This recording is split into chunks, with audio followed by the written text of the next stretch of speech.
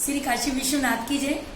देखिए, ये शिव पुराण में लिखी हुई बात है तो मैं आप तक पहुंचाने की कोशिश कर रही हूं कि आपको अद्भुत लाभ हो। बात क्या है कि हम खीर का भोग लगाते हैं, खीर सब जानते हैं, हम खीर का भोग लगाते हैं तो उसमें ऐसा क्या डालें जो शंकर भगवान कहते हैं कि मैं उसको अपना रुद्र लोक भी कम है उसको देने के लिए। इतना शिव पुराण में वर्णन है। देखिए, खीर हम देवी देवताओं को चढ़ाते हैं।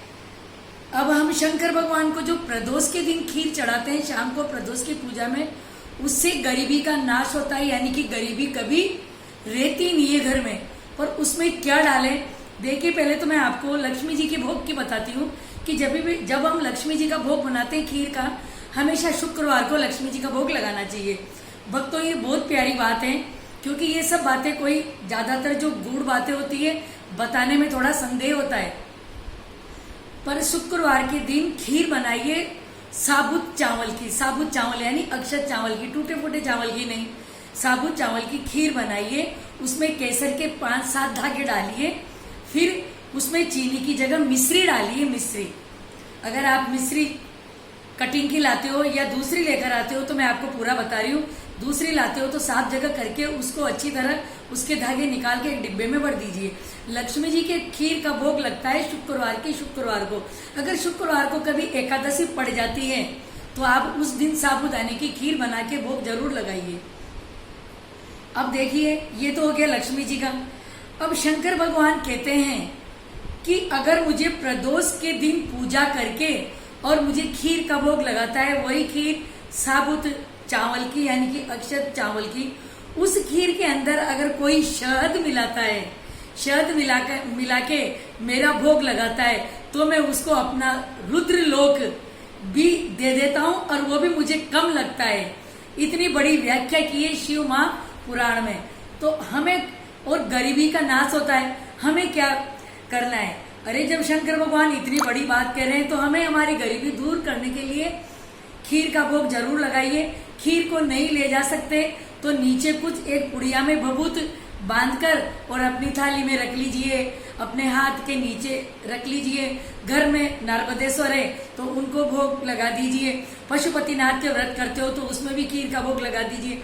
पर बाबा को शहद बहुत प्रिय है, खीर बना लीजिए। उसको नीचे उतारने के बाद में उसमें 2 चम्मच 3 चम्मच जितनी भी शहद चाहिए, बाबा को तो इतनी खीर चाहिए, उसमें 1-1.5 चम्मच शहद मिला के फिर बाबा का भोग लगाइए। बाबा कहते हैं कि उसको तो मैं धनाढ़ क्या अमीर से अमीर बना देता हूं और मुझे मेरा रुद्र लोक देने में भी उसको कमी लगती है। एक इसमें खीर और बनती है, वो किसकी बनती है? वो गन्ने के रस की खीर बनती है। गन्ने के रस, शंकर को तो गन्ने का रस चढ़ाने से गरीबी दूर होती है, सब जानते हैं क्योंकि आजकल ज्यादातर सब जागरूक है। शंकर भगवान को गन्ने का रस चढ़ाते हैं तो गरीबी दूर होती है। तो इन्हीं शंकर भगवान को अगर गन्ने की खीर बनाकर भोग लगाया जाता है तो उसका भी अद्भुत चमत्कार होता है। भक्तों, देखिए, इतनी अच्छी बात बताइए, आप मुझे जरूर लाइक, शेयर और सब्सक्राइब से कीजिए। बस इतना ध्यान रखिए कि खीर के अंदर आप चीनी नहीं डाल के मिश्री डालें और केसर जरूर डालें। केसर के 5-7 धागे, एक केसर की डिब्बी आती है, वही काफी दिन चल जाती है। और आप माता लक्ष्मी जी को भी, लक्ष्मी जी का भोग आप शाम के समय लगाइए। फिर उनको थोड़ी देर के बाद में जब आरती करते हो तो उनकी कपूर से आरती जरूर कीजिए। कपूर भी मार्केट वाला नहीं, वो बड़ा वाला कपूर, जिसको थोड़े से कपूर को तोड़ के अपनी एक डिब्बी में रख लीजिए। भाई, भक्तों की सुविधा के लिए पूरी बात समझाना मेरा धर्म है, क्योंकि मैं पूरी बात समझाऊंगी जब तो आप उस चीज को अच्छी तरह फॉलो करेंगे और अच्छी तरह उसका आपको प्रमाण अच्छी तरह से मिलेगा। यानी कि आप कुछ चीज करोगे तो जल्दी तो नहीं, फिर भी 2-3 महीने तक आप लगातार खीर का भोग लगाओगे तो आपको निश्चित सफलता मिलती है।